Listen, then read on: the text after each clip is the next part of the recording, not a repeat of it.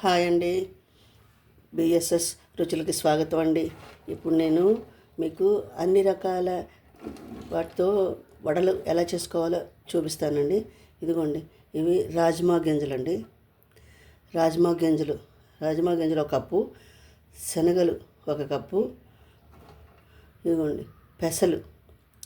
పెసలు ఒక కప్పు, బొబ్బర్లు ఒక కప్పు, మినపప్పు ఒక కప్పు కలిపి నానబెట్టానండి.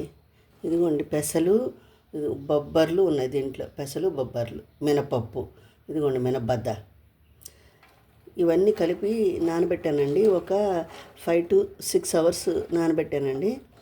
వీటితో వడలు చేసుకుందామండి. చాలా బాగుంటాయండి ఇవి. బొబ్బర్లు కూడా ఉన్నాయి దీంట్లో. రాజ్మా గింజలు కూడా ఉన్నాయి. ఇదిగోండి రాజ్మా గింజలు, ఇవన్నీ కలిపి రోస్ట్గా చక్కగా వడలు చాలా బాగుంటాయండి. నేను ఇప్పుడు వీటిని మిక్సీ ఆడి తీసుకొస్తానండి. దానికి అల్లం పేస్ట్ అండి. ఇదిగోండి కొంచెం అల్లం, ఒక 5 పచ్చిమిరపకాయలు, నేను కమ్మటి పచ్చిమిరపకాయలు పెద్ద బారుగా ఉన్నాయండి అవి. ఒక కమ్మటి పచ్చిమిరపకాయలు 5 ముక్కలు చేసి పెట్టుకున్నానండి.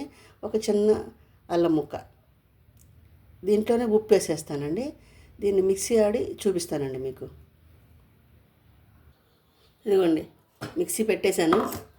ఇప్పుడు దీంట్లో అల్లం పచ్చిమిరపకాయ పేస్ట్ వేసానండి.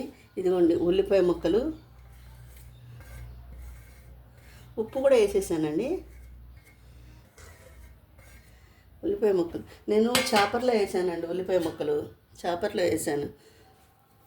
తరిగితే లావుగా ఉంటాయి, చాపర్లో అయితే బాగుంటాయండి. ఇదిగోండి కరివేపాకు, కొత్తిమీర రెండు కలిపేసి తరిగి పెట్టానండి. ఇదిగోండి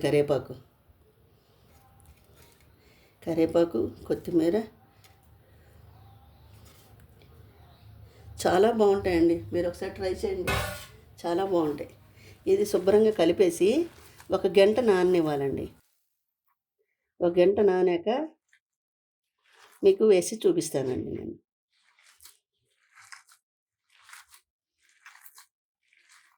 కచ్చా పచ్చాగా వేసానండి, కందాబందాగా, బరకగా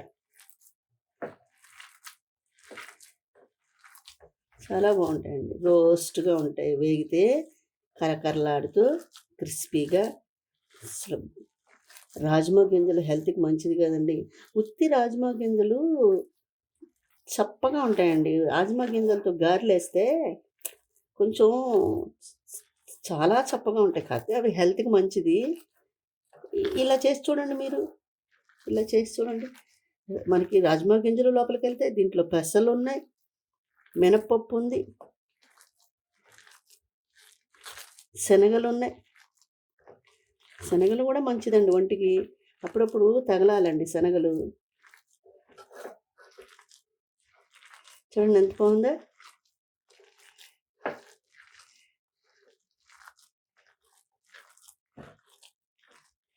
దీంట్లోనే అన్నీ కలిసిపోయినాయండి, మిక్స్ అయిపోయింది.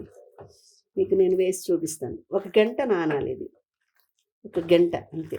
దీంట్లో బియ్యపిండి, బియ్యం అసలు ఏం వేయకూడదండి. నూనె పీల్చవండి. కచ్చాపచ్చగా వేసాం కదా, తడి తగలలేదు కదా, నూనె పీల్చవండి. మీరు కూడా ఒకసారి ట్రై చేయండి. 1 గంట నానాక వేసి చూపిస్తాను మీకు.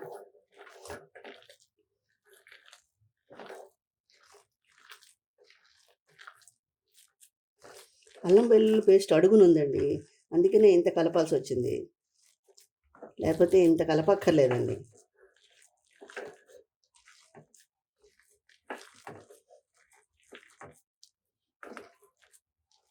అంతే అండి. ఇది 1 గంట నానాక మీకు నేను చూపిస్తానండి.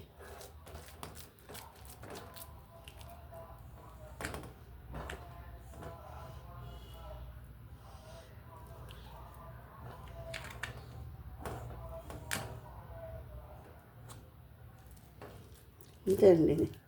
ఇది 1 గంట నానాలండి.